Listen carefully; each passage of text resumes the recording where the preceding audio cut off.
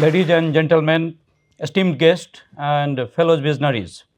I'm Prabhu Chandra Mishra, founder president of International Association of Stem Cell and Regenerative Medicine, ISRM. So I'm just going to give you a little bit about my journey about how I'm in the very much innovative science of stem cell and regenerative medicine.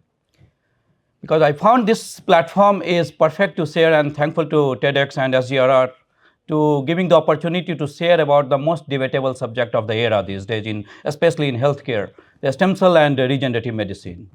When we started this journey of regenerative medicine in 2006, most of the places, most of the universities, most of the institutions we have visited and given the talk, this is going to change and revolutionize the future of healthcare. Most of the places we got rejected. Oh, what is you are talking about stem cells, Prabhu? Still, we are developing the cord blood banking. We are in banking, and you are talking about the therapeutic things. It's like almost we can say like you are talking something future which are almost impossible. This is how we started the journey. We have given the thought. I always believe we all have the blood. RBC lifespan, we have been taught in the school, its lifespan is 120 days. After that, we are not going to any blood bank to have the infusion of the blood. So nature is the best architect. They have given something inside us which are continuously self-renewing, replenishing the damaged cells and tissues. And top of that, they are differentiating into the various targeted cells. They are giving you the all antibodies, antigens, and all granulocyte, agranulocyte, everything they are regenerating. This is how I have started thinking when I entered into this field. Like nature is something have given the innate healing capacity to start. I started with some of the basic work about the orthopedic leg, in young patients especially, or those who are diabetic, those who are obese, those who are overweight, cannot go for any surgery.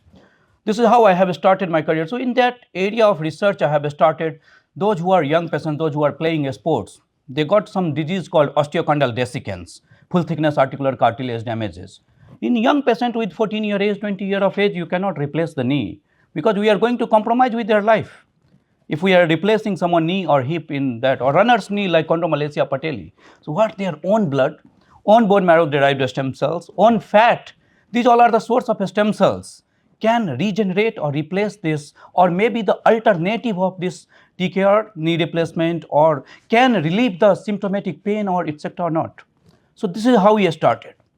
Then another area of research fascinated me later on. After my master, I started shifting towards the more fertility. Fertility is the global challenge.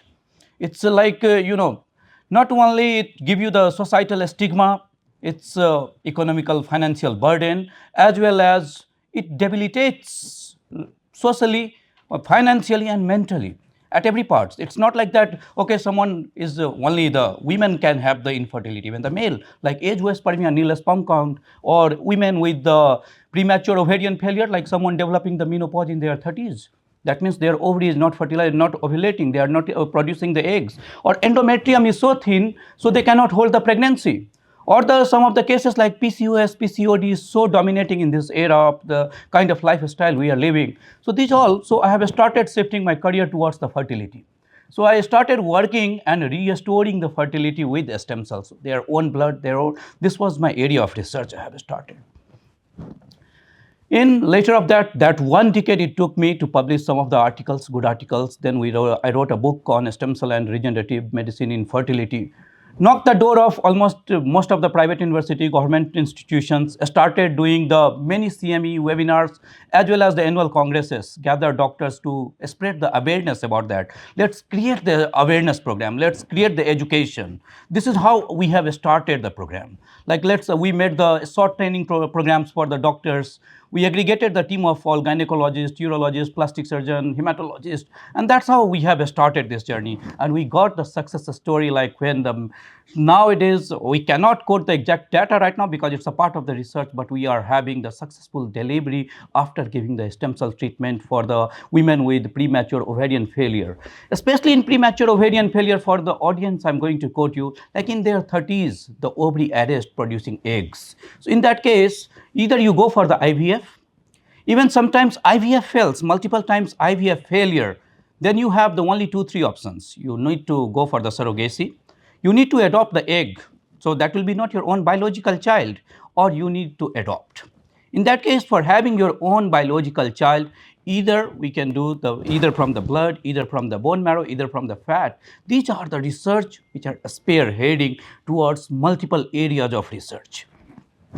Not only in that, our all top-notch premier institutions of our country working in the direction of now the scenario of this education have shifted the many concepts. Many courses are now available, especially in stem cell and regenerative medicine, and it took us to brought this 15 to 17 years to this subject into the university level at various private and government institutions as a full-time training program, and various institutions came with the program in master in stem cell and regenerative medicine and all. So this is the power of the awareness, power of the discipline, power of the perseverance.